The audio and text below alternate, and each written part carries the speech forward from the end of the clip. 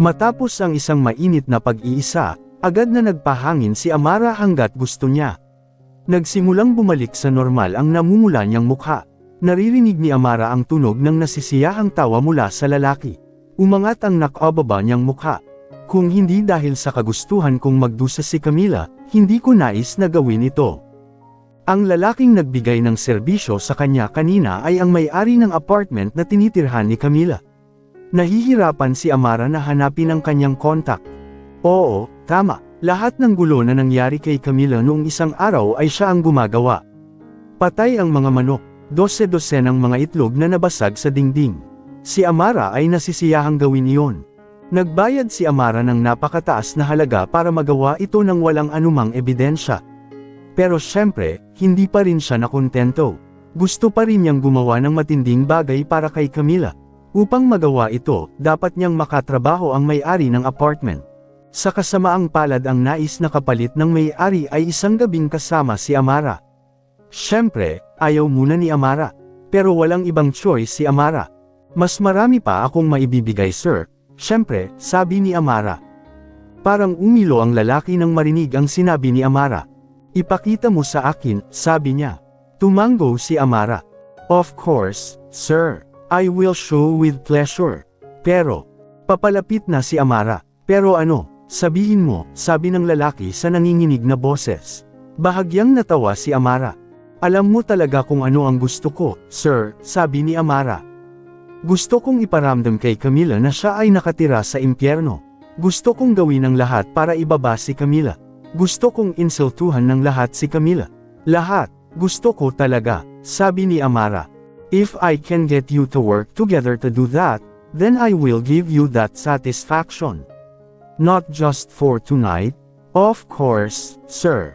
I'll give it again when you want it. As satisfied as you are. As long habang tinutupad mo lahat ng gusto ko, sabi ni Amara. Walang pag-aalinlangan, tumango ang lalaki sa kanyang ulo. Oo, ibibigay ko ito sa iyo. Ibibigay ko sa iyo ang kahit ano. Ngayon ay ibigay mo sa akin ang makamundong kasiyahang iyon na walang katumbas. Ibigay mo sa akin ang iyong pinakamahusay na serbisyo, sabi ng lalaki sa frustrated na tono. Hindi na niya napigilan. Nang marinig iyon, masayang ngumiti si Amara. Oh hindi yan ngiti, pero ang nakakaloko niyang ngiti. Oo, hayaan mo akong bigyan ka ng kasiyahan, Ginoo. At noong gabing iyon, naging isa ang buntong hininga ng isang lalaki at isang babae. Kinabukasan, kinaumagahan pa, kailangang magalit at mapahiya muli si Camila nang makita niyang maraming poster ang nakapin sa dingding ng kanyang apartment building. Hindi lang sa harap ng mga dingding ng unit na tinitirhan niya. Ngunit naka-plaster sa bawat pulgada ng mga dingding ng apartment na ito. Binasa ng lahat ng mga naninirahan sa apartment ang nakasulat sa poster sa kaagad na tumingin kay Camila ng mapang-asar at naiinis na tingin. What the hell? Prostitute pala ang bagong resident. So ang mga quintuplets na yan ay resulta ng prostitution niya. O kaya ang dahilan ng paglipat ay dahil sa nakakahiyang dahilan.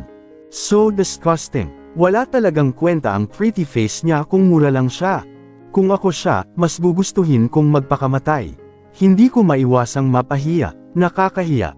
At marami pang mga salita na sinasadyang binibigkas sa boses na maririnig ni Camila para mawala ang kanyang isip. Nakita ni Camila ang kanyang ina at mga anak na papalabas ng kanilang apartment unit, ngunit mabilis na isinara ni Camila ang pinto. Ayaw ni Camila na makita ng kanyang mga anak ang nakasulat sa poster. Bukod dito sa poster, nakasulat na ang mga quintuplets ay hindi lihitimo. Walang ama, kawawa, and other words, masakit talaga. Galit na kinuha ni Camila ang poster. Hindi pinakinggan ni Camila ang mga insulto at insulto mula sa kanyang mga kapitbahay at lahat ng nakatira sa apartment. Sa isang patag na tingin, pagkatapos ng mga oras, sa wakas ay nagtagumpay si Camila sa pag-alis ng lahat ng dumi na nagpahamak sa kanya at sa kanyang maliit na pamilya. Napakabigat ng hininga ni Camila. Kahit pagod na pagod ay pumasok pa rin si Camila sa trabaho. Nag-message siya sa kanyang ina na bantayan ang mga quintuplet at i-lock ang pinto. Takot na may nagnanais na pumasok para saktan ang kanyang munting pamilya. Tiningnan ni Camila ang sarili sa salamin. Mukhang pagod na pagod ang mukha niya. Kamakailan din ay napag-alitan si Shi ng kanyang manager dahil sa mga nawawalang araw. Ang daming trabahong nakatambak, parang sisabog ang ulo ni Camila ngayon. Calm down, Camila. All these troubles, it will pass. It will not be like this forever, babala ni Camila sa sarili. You must be strong. You must cheer up. For the sake of your children. For your mother's sake. Yash, kaya mo yan. Pinalakas ni Camila ang sarili. Mas gumanda na. Pero paglabas niya ng banyo, muli, dumating ang pagsubok sa kanyang buhay. Hinayla ng mahigpit ang kamay ni Camila, saka na-corner ang katawan. Medyo hinayla ni Camila, pumikit siya, gusto mong tumakas. Sabi nung lalaki, nakilala ni Camila ang boses. Naubos ang pasensya ni Camila.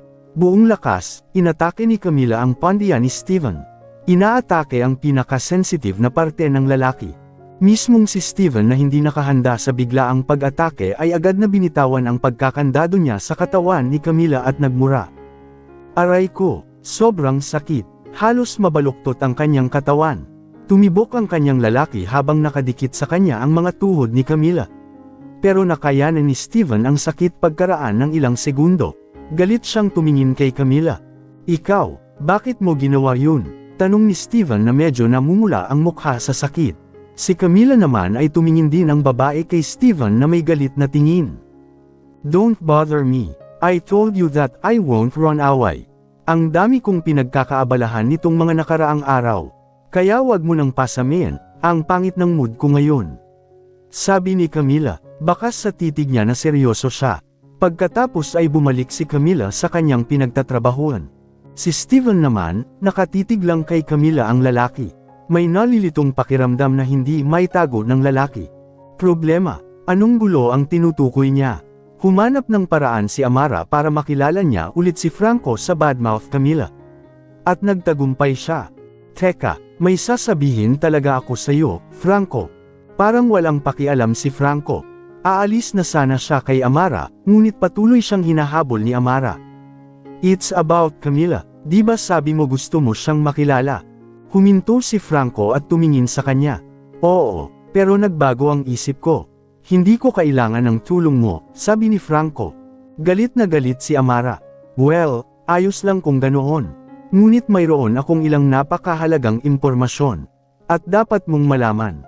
Alam ni Franco na patuloy siyang pipilitin ni Amara na marinig ang impormasyong iyon. Kaya naman, tinatamad na tinitigan ni Franco si Amara. What? Just said it. I don't need much time to face you, sabi ni Franco. May mga anak na si Camila. Tumigil ang pagtibok ng puso ni Franco sa sinabi ni Amara. Nanlalaki ang mata niya. Anong pinagsasabi mo? Tanong niya. Ngumiti ng manipis si Amara. Narinig mo ang sinabi ko kanina, sagot ni Amara. Nakakuyom ang mga kamay ni Franco. Hindi. Nagsisinungaling ka, sinabi niya. Nagsisinungaling. Ha. Bakit ako magsisinungaling, Franco? Totoo naman ang sinasabi ko, sabi ng babae. Ngumuso si Franco. Wala akong tiwala sa'yo, sabi ni Franco. Aalis na siya. Palaging kasinungalingan ang mga sinasabi ni Amara. Hindi man lang siya dapat maniwala. Pero bago pa man makapasok si Franco sa kanyang sasakyan ay may sinabi si Amara na nagpatigil sa kanyang balak. I told you I'm not lying. I can give you proof, ani Amara. Lalong lumawak ang ngisi ni Amara nang makitang hindi gumagalaw ni Franco. Sigurado ka bang ayaw mong makita ang ebidensya? Humigpit ang pagkakahawak ni Franco sa pintuan ng kanyang sasakyan. Halika na, Franco. Hindi ako makakapunta sa iyo para sabihin sa iyo ang isang bagay na mahalaga at saka sasabihin iyon nang walang ebidensya na mayroon ako, sabi ni Amara. Ilang beses nagmura si Franco sa puso niya. May takot sa loob niya. Natatakot na baka totoo ang sinabi ni Amara. Patunayan mo, anong meron ka? Napangiti si Amara. Trust me, Franco. Hindi ako nagsisinungaling sa'yo. Naglalaro si Amara sa kanyang cellphone at pagkatapos ay ipinakita kay Franco ang ilang mga larawan at video ni Camila kasama ang kanyang mga quintuplets. Lalong nanlilisik ang mga mata ni Franco doon. Marahas na nanginginig ang kanyang mga kamay. Imposible, ani Franco sa nanginginig na boses. Saan mo nakuha ang mga video at larawang ito? Tanong ni Franco. Ilang segundo rin bago sumagot ang lalaki. Importante ba yon sa'yo, Franco? Hindi ko sasabihin sa'yo. Ang mahalaga, alam mong may mga anak na si Camila. Ang mga quintuplets. Sabi ni Amara na may malaking diin. Hindi makapagsisinungaling si Franco na ang impormasyong ito ay lubhang na trauma sa kanya. 5 anak. Paano kaya iyon? Sino ang ama ng mga bata? Ang unang tanong na pumasok sa isip ko. And you know what, Franco? Camila is a whore. That's why walang ama ang mga quintuplet. Sinimulan ni Amara ang paninirang puri kay Camila sa napakalupit na maling mga paratang na iyon. Muli, ang impormasyong ibinigay ni Amara ay nakapagpatigas ng kanyang katawan. Parang tinutusok ng bilyon-bilyong karayom ang puso niya. Parang nanikip ang dibdib niya. Maging ang kanyang paghinga ay naging mabigat. Nanghina ang kanyang mga paa hanggang sa hinanap ni Franco ang pagkakahawak sa kanyang sasakyan. Tuwang-tuwa si Amara na nakakita nito. Ito ang inaasahang tugon ni Franco. Eksakto sa inaasahan ko. Parang hindi pa nakontento doon, sinabi ni Amara kay Franco ang isa pang paninira. She's always been generous, Franco. Hindi mo alam na madalas magpalit ng boyfriend si Camila kahit nanliligaw pa siya sa'yo. Hindi. Imposible. Hindi ganoong klase ng babae si Camila. Napakabait at loyal na babae. Kahit kailan hindi ako pinagtaksilan ni Camila, depensa ni Franco kay Camila. Sinabi ko na sa kanya ang mga bisyo ni Camila, pero pinagtanggol pa rin siya ni Franco. Ano ba ang perfection ng Camila na wala ako? Bakit ang daming lalaki ang naa-attract sa kanya? Hindi maitago ni Amara ang selos. Hindi ako nagyayabang, Franco. At pagkaalis mo, lalo lang lumala ang malaswang ugali ni Camila. Walang kahihiyan, ibinenta ni Camila ang kanyang katawan. Nakitulog siya sa daan-daang lalaking mandiraya. Sa kasamaang palad, hindi pinalad si Camila na magbuntis at manganak. Sa mga quintuplets, sabi niya. Pilit na binigay ni Franco ang cellphone ni Amara. Sumakay ka na sa kotse at umalis ka na doon. Hindi na marinig ni Franco ang lahat ng impormasyong iyon. Tuluyan ng nadurog ang kanyang puso. Kahit sa kanya ang mga mata ay kumikinang sa mga luha. Paulit-ulit na hinampas ni Franco ang manibela ng kanyang sasakyan. Camila, honey, it's impossible. Kasinungalingan lang ang sinabi ni Amara, di ba? Camila, bakit mo ginagawa sa akin to? I went so many years just for you, Camila. Bakit mo ako pinagtaksilan ng ganito? Sobrang disappointment ang nararamdaman ni Franco ngayon. Kakauwi lang ni Camila galing sa trabaho. Nakaramdam siya ng matinding pagod. Gusto niya kapag nakauwi na siya, makapagpahinga siya pagkatapos maligo at makipaglaro sa kanyang mga anak. Sa kasamaang palad, hindi niya magawa iyon. Dahil habang naglalakad siya patungo sa kanyang apartment unit ay biglang bumukas ang pinto ng isa pang apartment unit na walang iba kundi ang sarili niyang kapitbahay. Umirap lang si Camila, hindi ngumiti o nagbigay ng kahit anong pagbati. Dahil alam niyang wala itong silbi. Nadungisan talaga ang magandang pangalan niya dito. Maging ang tingin na iyon ay mukhang napakalupit. Irate siya ng napakasama, ngunit walang pakialam si Camila. Oo, wala siyang pakialam. Sa kasamaang palad, may ginawa ang kanyang kapitbahay na hindi nakapagsalita kay Camila. Mapahamak ka, kalapitong mababa ang lipad. Sabi nung babae sabay hagis sa kanya ng itlog. Tumama ang itlog sa likod ng ulo niya. Agad na naramdaman ni Camila ang pagkahilo ng kanyang ulo. Sayang at hindi niya ito ginawa ni minsan. Pero paulit-ulit, nagalit din si Camila na noong una ay ayaw palakihin. Lumingon siya. Ikaw, how dare you do that to me? Sabi ni Camila sabay turo sa babae. Ang kanyang kapitbahay ay hindi natakot. Nilagay pa niya ang mga kamay niya sa bewang niya. Nakatitig kay Camila na may nanlilisik na tingin. Parang hinahamon niya si Camila. Siyempre, mas lalong lumaki ang galit ni Camila. Kaya ang sumunod na nangyari ay inaaway ni Camila ang babaeng iyon. Sampal ng sampal. Ang ingay ng kanilang mga hiyawan ay naging dahilan ng paglabas ng mga tao sa kanila unit at magtipon para makita si Camila at ang babae na galit na nag-aaway sa hallway. You stupid human. Maniwala ka lang sa chismis. Ang mas katangahan pa ay binubuli mo ako dahil sa fake news na yan. Sabi ni Camila sa gitna ng laban. Patuloy ang laban. Hanggang sa muling mabuli si Camila ng iba pa niyang kapitbahay. Naghiwalay sila hanggang sa hindi na nakalaban ni Camila. Bitawan mo nga ako. Anong ginagawa mo? Hayaan mo akong tapusin ang walang hiya na babaeng yan. Sigaw ni Camila. Ang kalaban ni Camila ay wala. Kapag hindi nabunot, talo ang babae. Tumingin sa magkabilang pisngi niya na namula. Maraming nalalagas ang buhok dahil sa pag-agaw ni Camila. Nagsimulang umiyak ang babae dahil sa sakit na binigay sa kanya ni Camila. Pero imbes na makakuha ng depensa, mas na-corner si Camila. What are you doing? Away someone like a monster. Tignan mo ang dumudugo niyang pisngi dahil nanggakamot ka rin. Ikaw ang pinaka-ignorante na asong babae. Umalis ka na lang dito, slut. Iba't ibang insulto ang natatanggap ni Camila. Napatingin si Camila sa kanilang lahat. Hindi na kailangan pang mag-analyze para dito, bahala na mag-aksaya ng oras. Ang makita lang ito ng mata ay sapat na para maintindihan ni Camila na hindi niya kayang labanan at lampasan ang lahat ng ginawa na siyang katatawanan. Pinipilit pa rin ni Camila na maging matatag at hanggat maaari ay huwag umiyak sa ganitong oras. Siya ay palaging malakas, ngunit sa pagkakataong ito, pakiramdam niya ay sobra na iyon. Walang ibang salita, agad siyang umalis doon. Feeling na evaporate na ito dahil naging katatawanan na siya. Siyempre, ayaw ni Camila na hayaan ang sarili na manatili doon at isakripisyo ang kanyang pride. Bitawan mo ako, sabi ni Camila sa galit na tono. Ang pagpapakawala sa kamay ng tao sa kanya.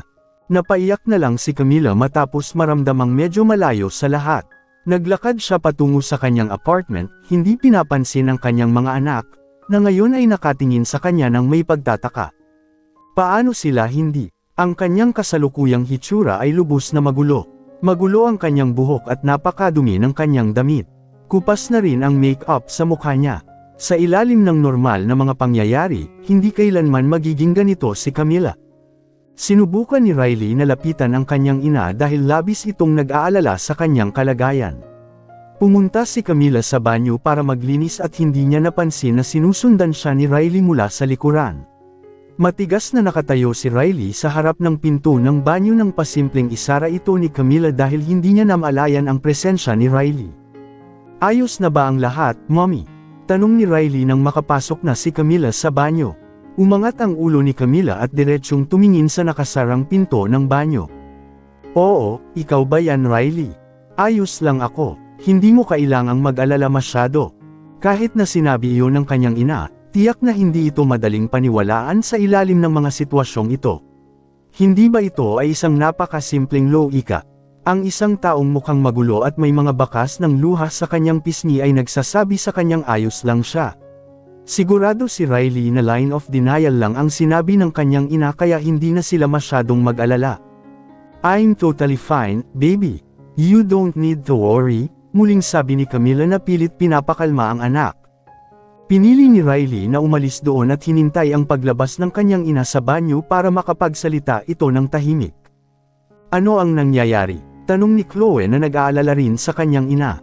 Nagkibit balikat na napabuntong hininga si Riley. Napatingin si Chloe sa banyo. Nag-aalala siya kung may nangyaring masama sa kanyang ina. Alam kong nagsisinungaling si Mommy. Baka may nangyari sa kanya. Mas mabuting hintayin natin na lumabas si Mommy sa banyo at makapag-usap tayo ng mahinahon. Nilinis ni Camila ang buong katawan. Subukan hanggat maaari na kalimutan ang nangyari. Hindi niya akalain na mangyayari iyon sa kanya. Isang nakakahiyang pangyayari na, syempre, ay palaging magbibigay ng impresyon kahit papaano, maliban kung siya ay may amnesia. Lumabas ng banyo si Camila matapos hugasan ang buong katawan. Agad niyang sinugod ang kanyang mga anak pagkapasok niya sa silid upang magpalit ng damit. Nandyan sina Riley at Chloe. Mukhang nag-aalala ka pa rin sa akin, Riley. Binuksan ni Camila ang aparador at doon hinanap ang kanyang mga damit, habang ang kanyang mga anak ay nakatingin pa rin sa kanya na may pag-aalalang mukha. How can I not worry about Mommy? We just want to know what happened. Mukha namang magulo si Mommy. And I'm also sure that Mommy was crying just now. Who would dare do this to you? Bumantong hininga si Camila, saka tumingin sa kanyang mga anak. Dapat ba niyang sabihin ito? Ayaw niyang makihati sa pasanin. Di bale, hindi mo na kailangan pang makialam sa mga ganitong bagay na pang-adulto. Anyway, ayos na ang lahat. Sa ngayon, gusto lang magpahinga ni Mommy. Sigurado ka ba, Mommy? Tanong ni Chloe na hindi pa rin makapaniwala sa sinabi ng ina. Siyempre, naayos na ang lahat at hindi na kailangan pa ng gulo. Pero mommy, natigil ang pangungusap ni Chloe dahil hinayla ni Riley ang kamay niya. Kung titignan mo lang ang mga mata niya, parang hinihiling ni Riley kay Chloe na itigil na ang pagtatanong sa kanilang ina. Si Riley mismo ay lubos na naniniwala na walang saysay na tanungin ang kanyang ina. Okay, we totally understand, mother. Kung ganoon, mabuti pang magpahinga ka na. Hinayla ni Riley ang kamay ni Chloe para makalabas ng kwarto. Nagulat si Chloe. Bakit hinayaan ni mommy na harapin ang ganitong bagay? Tanong ni Chloe habang nagpoprotesta sa ginagawa ni Riley. Lumingon si Riley at sinalubong ang mga mata ni Chloe. Sa tingin mo ba hahayaan ko na lang to at wala na akong pakialam kay mommy? Alam kong walang kwenta na tanungin si mommy kung ayaw niyang sabihin sa atin. Kaya naman mas mabuting alamin natin sa sarili natin. Panipi. Alamin ang lahat ng ito. Tanong ni Chloe. Oo, at tutulungan mo akong malaman kung sino ang gumawa nito kay mommy. Sa wakas, sa gabing iyon, ginawa nila ang kanilang aksyon. Actually, hindi lang sa kanilang dalawa, pati na rin sa iba pa nilang kapatid, kaya lahat gumana. Nagpapahinga si Camila sa kanyang silid at hindi alam ang ginagawa ng kanyang mga anak. Ginawa ni na Riley at Chloe ang lahat para malaman. Hanggang sa hindi sinasadyang may narinig silang mahinang usapan mula sa isang tao. Tumigil sila sa paglalakad dahil ayaw nilang malaman at tahimik na nakikinig sa usapan. Isn't it a pleasant thing? Narinig nilang tinawag si Camila na slut sa harap ng maraming tao. Sapat na para maramdaman mo. Gumaan ang loob at kontento din. Sabi ng isang lalaki na may-ari ng apartment na napakalinaw sa pandinig ni Riley at Chloe. Lalo na nang sabihin ng lalaki ang pangalan ng kanilang ina. Si Chloe na agad nagalit ay akmang hahakbang at bugbugin ang lalaki kung hindi lang napigilan ni Riley ang balak ni Chloe. Not now. Don't act rashly because this is not the right time. Better take out your cell phone or tape recorder. Ipapakita natin kay mommy mamaya. Pumayag naman si Chloe sa kinuha ang cellphone para i-record ang boses ng dalawang tao. Sigurado akong hindi ka rin masama dahil binayaran mo ang lahat ng nasa apartment na ito sa kanto Camila. You get a pleasant satisfaction from me, nakangiting sabi ni Amara pagkatapos ng nangyari. Hindi naman. I'm very happy, actually. The money is worth the satisfaction you give me, Amara. Tumango si Amara. Maingat nilang pinlano ito. Lahat ng nangbuli kay Camila ngayon lang ay ginawa ito ng walang dahilan. Wala rin naman talaga silang sama ng loob kay Camila. Pera lang ang gusto nila kay Amara at sa may-ari ng apartment na napakadaling gawain.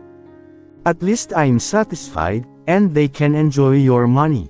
At habang buhay na mapapahiya ang babaeng yan.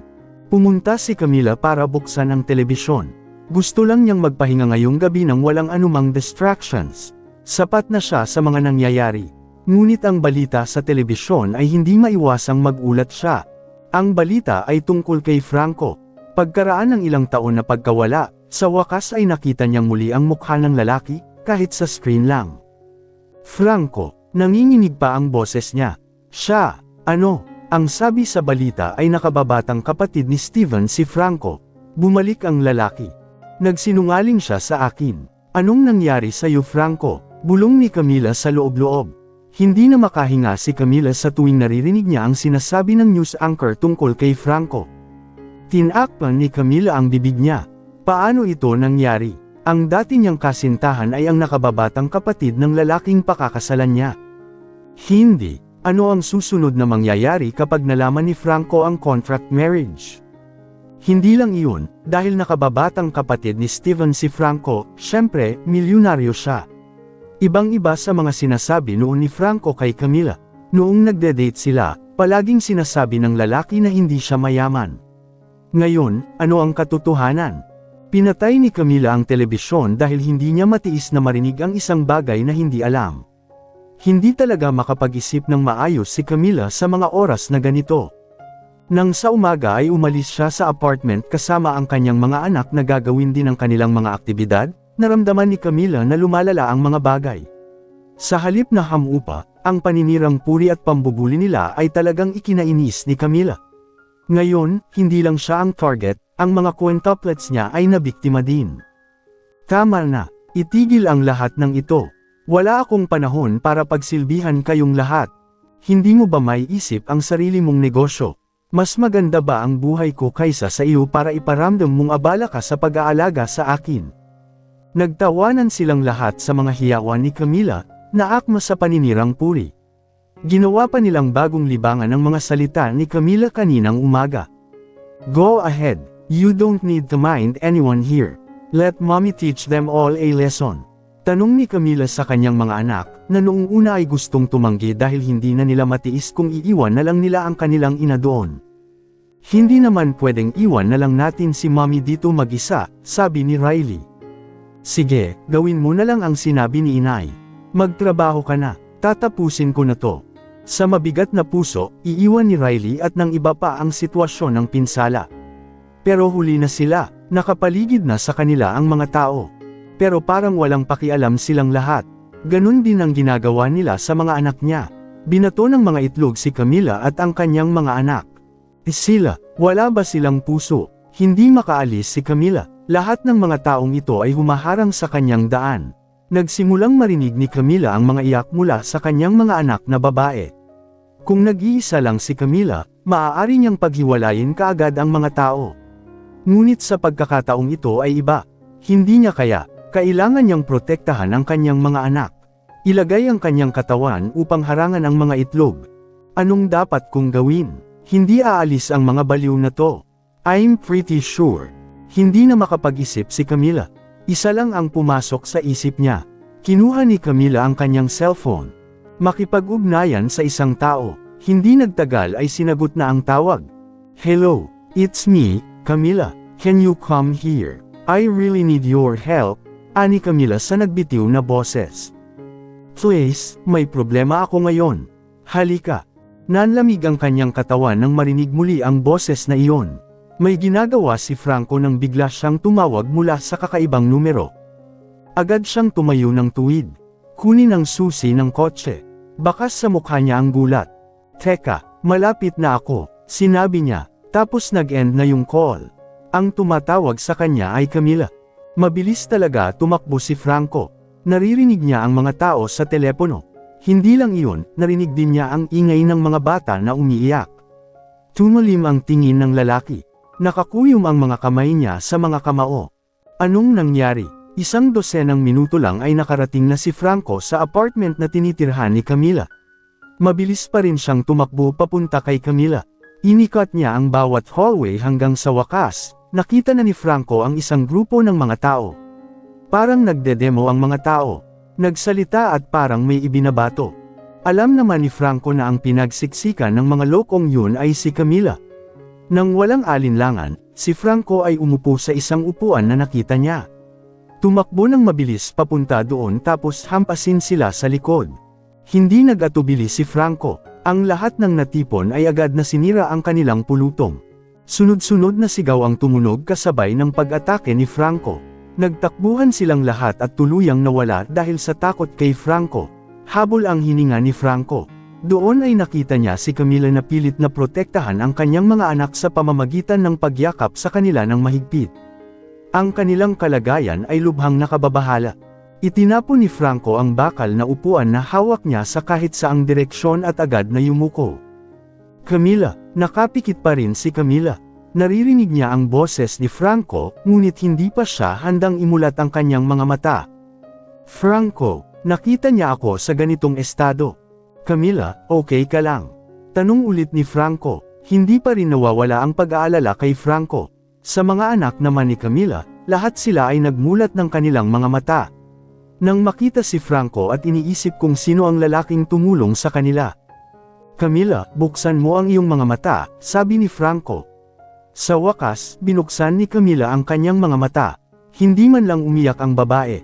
Sumulyap siya kay Franco, saka tumingin sa mga quintuplets. Ayos ka lang ba? Tanong ni Camila sa lima. Umiling ang mga quintuplet. Okay naman kami, mommy, sabay nilang sabi. Kasabay niyon ay dumating si Nanay Camila na may galit na mukha. Nagdala rin siya ng baseball bat dahil narinig niya ang kaguluhan at nahulaan na niya kung ano ang nangyayari.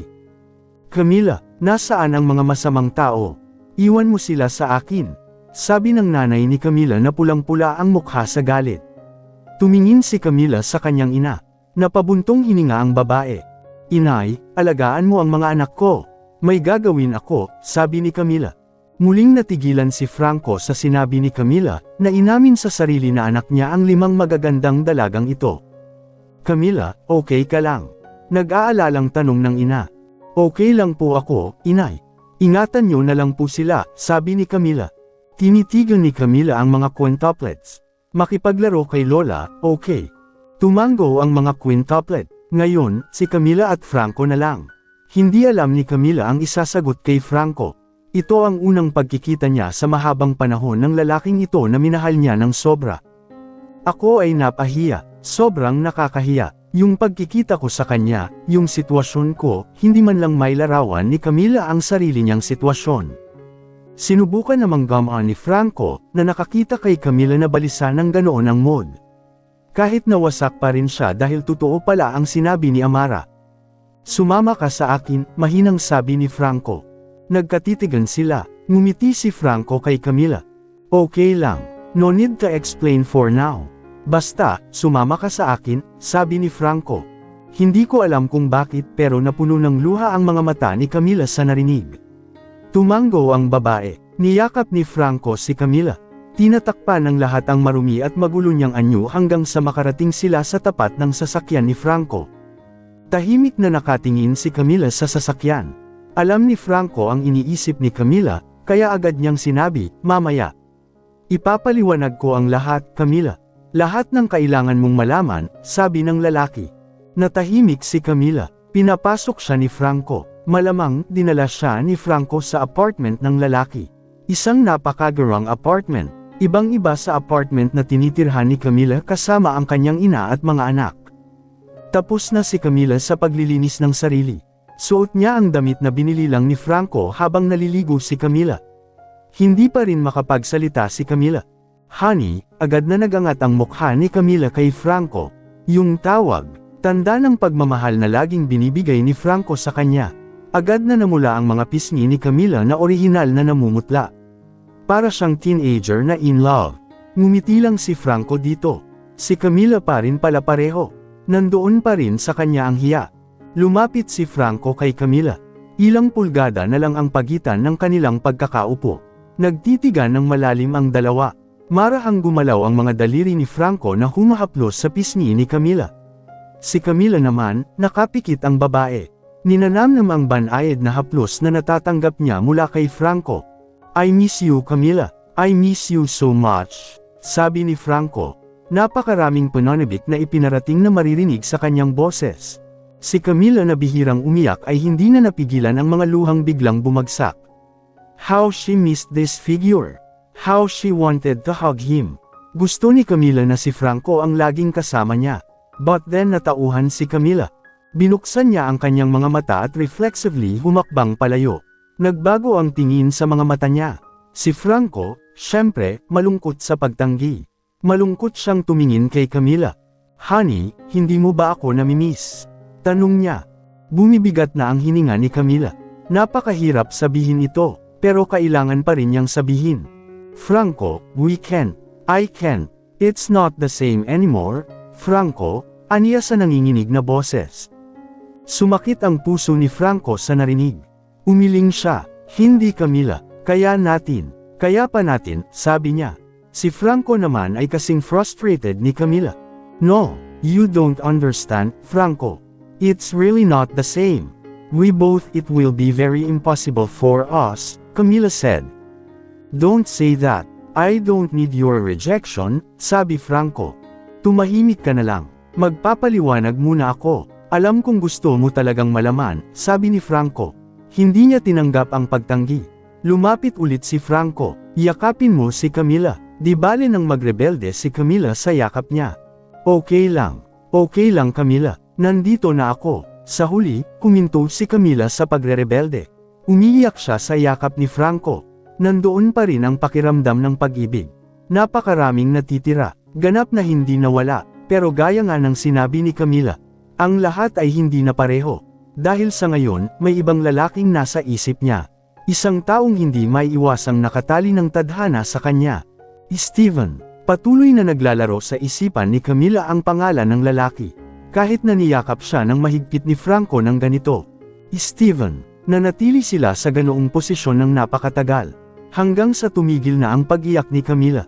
Bumabuti na ang pakiramdam. Tanong niya. Tumango si Camila. Ngayon ay naawa siya sa muling pagpapakita sa iba ng kanyang mahinang panig. Kahit na nangako siyang hindi na mauulit. Ngumiti si Franco. Eto, gumawa ako ng mainit na tsaa para sa iyo. Inabot ni Franco ang tsaa. Tinanggap naman ito ni Camila. Tumahimik ka na kasi. Ngayon na ang oras para magpaliwanag ako sa iyo, Camila, ani Franco. Samantala, si Camila ay tahimik. I'm sorry, sabi ni Franco. Baka sa mukha nito ang labis na pagsisisi. I'm sorry for leaving you like that. So many years. I'm very sorry, sincerely. Ibinaba ni Camila ang kanyang ulo. Ano ang dapat niyang sabihin? I'm leaving not because I don't love you, Camila. Not at all. You know best that I love you very much. You are my world. But I really had that, simulang paliwanag ni Franco. Ang balita sa telebisyon, sa wakas ay sinabi ni Camila. Gusto niyang magsalita tungkol sa balita. Totoo ba? Napabuntong hininga si Franco. Akala ko nakita mo na ang balita. Tumingin si Camila kay Franco na may dismayadong tingin. Nagsinungaling ka sa akin, Franco. All this time. Bakit? Sabi mo dapat walang sikreto sa pagitan natin. Pero ikaw ang may malaking sikreto sa akin. Ako sobrang disappointed sa ginawa, sabi ni Camila. Tumango si Franco bilang pag-unawa. I have no defense whatsoever. I was wrong, and I admit it, ani Franco. Noon, gusto ko lang ng isang taong makakatanggap sa akin bilang ako nang hindi iniisip ang mga kalokohan na mayroon ako mula sa aking pamilya, sabi ni Franco. And you, Camila, you did it. You melt my heart. Accepting me for who I was that time na hindi nagpakita na marami akong pera, patuloy ni Franco. But then you leave. Bakit, Franco? Hindi mo ba alam na wasak na ako noon? You make me wonder, hindi ba talaga ako ganoon kahalaga sa'yo? I feel useless, sabi ni Camila. Matapos ang lahat ng oras na ito, sa wakas ay ibinuhos ni Camila ang kanyang sakit sa puso. May dahilan ako para dyan, sabi ni Franco. Ano? Anong dahilan? Ang pamilya ko, Camila. Ang dahilan ay ang pamilya ko.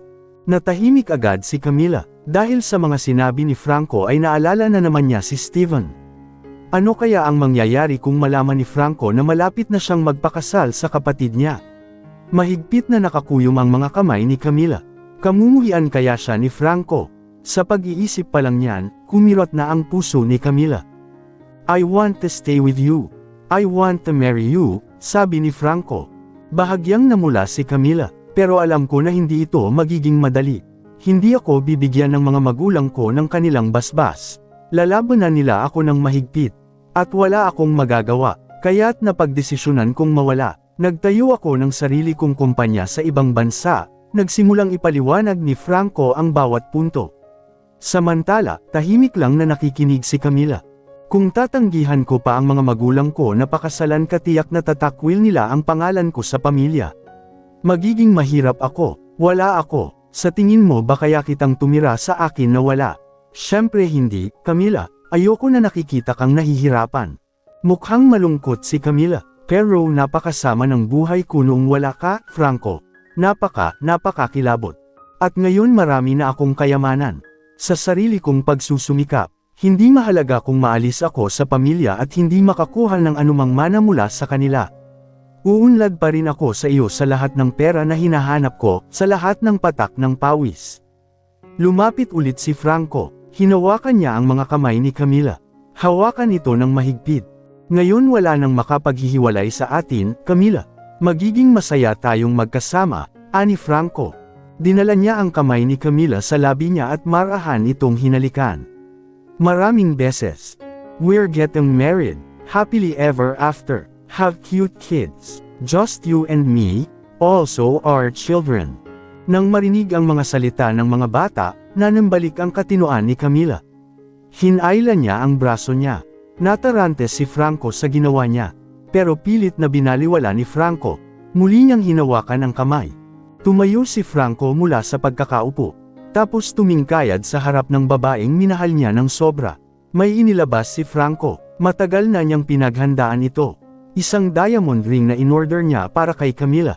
Ipinakita ito ni Franco kay Camila. Laking gulat ni Camila. Bukod dito, ng isang napakaseryoso at mapagmahal na titig ang ibinigay, sinabi ni Franco, "Camila, ang babaeng palagi kong minamahal sa buong buhay ko. Mahal, pakasalan mo ba ako?" Pakiramdam ni Camila ay huminto ang kanyang mundo sa sandaling iyon. "Ano Franco, bakit? Bakit ngayon?"